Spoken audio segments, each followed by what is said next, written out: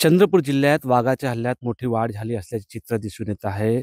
या 5 महिन्यामध्ये 23 लोकांचा बळी वाघाने घेतला आहे. सध्या तेंदूपंता हंगाम होता आणि दुसरीकडे बघितलं गेलं तर गावामध्ये जे लाकडं जमा करण्यासाठी गावकरी जंगलात जात असतात. त्यामुळे वाघाची हल्ला मोठ्या प्रमाणात वाढत असते. याच भागामध्ये काही दिवसा अगोदर वाघाने हल्ला करून 2 ग्रामस्थांना ठार केल्याची घटना घडली.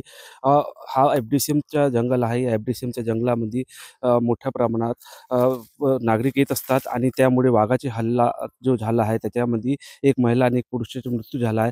सध्या वन विभाग या ठिकाणी गस्त घालत असून ठिकठिकाणी पाहणी करत आहे की नेमका वाघ कोणता आहे. अशा प्रकारे कॅमेरा ट्रॅप देखील ठिकठिकाणी लावण्यात आले आहे. 10 ते 12 ठिकाणी अशाच प्रकारे कॅमेरा ट्रॅप लावण्यात आले आहे. या कॅमेरा ट्रॅपद्वारे वाघ कोणत्या भागात आहे याचा शोध घेतला जात आहे आणि ज्याने हल्ला केला तो वाघ आहे कोणता हे शोधण्याचे या ठिकाणी प्रयत्न केला जात आहे.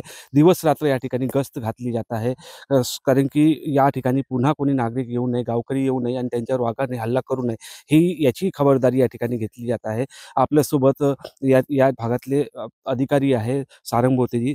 सर कशाप्रकारे आपण लक्ष घालताय या ठिकाणी आणि लोकांना काय सांगत आहे सूचना? तुमच्या माध्यमातून मी सर्व गावकऱ्यांना वगैरे सांगू येईल, की दिनांक 27 तारखेला आपल्याकडे एक दुर्दैवी घटना घडलेली आहे. काही लोकं सरपणाकरिता आले होते. त्यांच्यावर वाघाने हल्ला केला. त्यांचं होत नाही तर थोड्या वेळाने लगेच गुराखी चरत असताना याच ठिकाणी त्यांच्यावर सुद्धा दुर्दैवी हल्ला झालेला आहे. त्यामुळे आता आम्ही जागोजागी गावात जाऊन सतर्क करत आहे, की जोपर्यंत आम्हाला सदर वाघ कोणता याची शोध होत नाही, तोपर्यंत आम्ही तुम्ही काही दिवस जंगलात जायचं टाळा.